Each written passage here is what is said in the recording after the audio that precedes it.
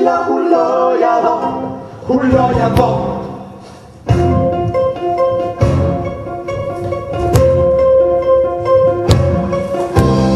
אמא שלך יודע שאתה לובש בגדים כאלה? האמת, הם באו לבקר אותי פה, אמא ואבא ואח שלי הקטן. אמרתי לאח שלי שיספר בבית ספר שאח שלו ככה, כן, מסתובב. זה מגיל צעיר, אתה לובש את השמלות של אמא וכל הדברים האלה? כשתראה אותי בבגדים של ההצגה, זה סתם פתחתי את הארון בבוקר, זרקתי על עצמי משהו. אולי נדמה לכם שאם אני יותר אתלטית, אני טובה גם באגרות משקל כבד. משקל! שמעתם?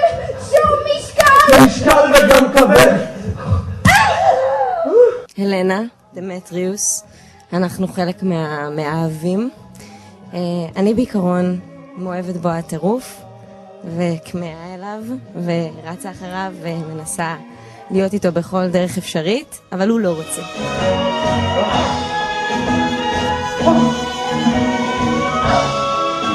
נורא לא רציתי לקחת את זה לכיוון של מחזמר, שבן אדם מרגיש משהו ועכשיו הוא אומר, עכשיו אני פוצח בשיר.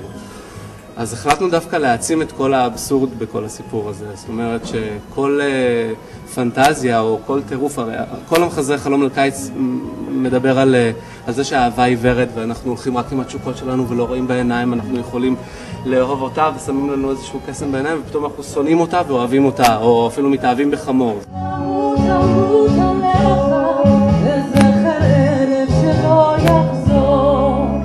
תראה, אצלי זה, אני ממש לא שר, אז אתה פה כרגע כיוונת את המיקרופון למישהו מאוד רגיש בנושא, אבל בהחלט אמרתי טקסטים במקלחת לצד השמפו והסבון.